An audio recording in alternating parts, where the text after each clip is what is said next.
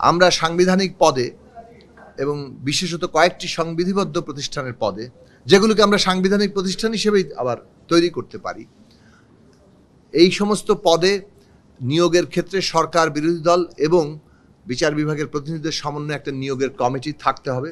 আজকে সকাল থেকে যে আলোচনা হয়েছে, আপনারা ইতিমধ্যে দুপুরের ব্রিফিংয়ে জেনেছেন যে মূলত সাংবিধানিক ও সংবিধিবদ্ধ প্রতিষ্ঠানের পদে নিয়োগের যে কমিটি, এই বিষয়ে আগের এনসিসির বদলে এইটা নতুন প্রস্তাব, সেই প্রস্তাব নিয়ে আলোচনা হয়েছে, কিন্তু এখন পর্যন্ত আমরা বলতে পারি যে এ বিষয়ে কোনো ঐকমত্য তৈরি হয়নি।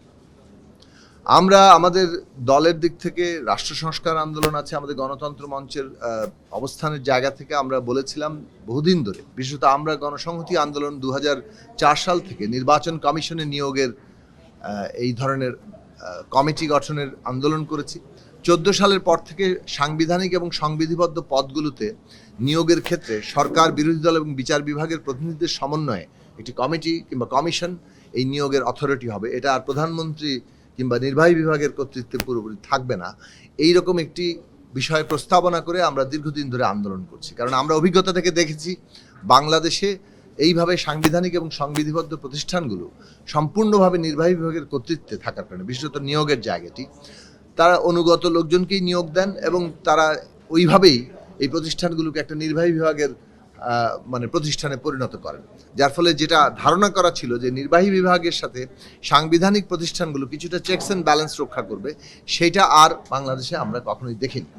আমরাও এখন মনে করি যে এই বিষয়ে আমাদের লড়াই অব্যাহত থাকবে। আমরা সাংবিধানিক পদে এবং বিশেষত কয়েকটি সংবিধিবদ্ধ প্রতিষ্ঠানের পদে, যেগুলোকে আমরা সাংবিধানিক প্রতিষ্ঠান হিসেবেই আবার তৈরি করতে পারি, এই সমস্ত পদে নিয়োগের ক্ষেত্রে সরকার, বিরোধী দল এবং বিচার বিভাগের প্রতিনিধিদের সমন্বয়ে একটা নিয়োগের কমিটি থাকতে হবে।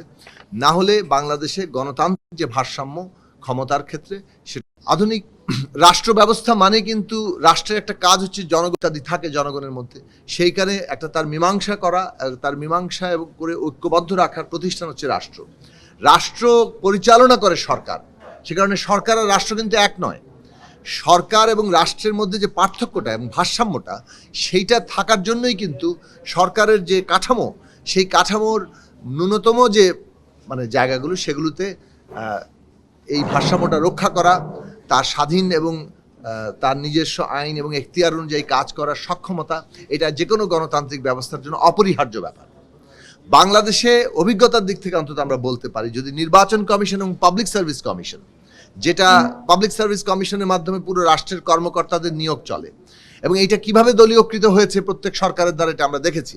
নির্বাচন কমিশন কিভাবে একটা অনুগত প্রতিষ্ঠান হিসেবে কাজ করেছে, সেটা আমরা দেখেছি।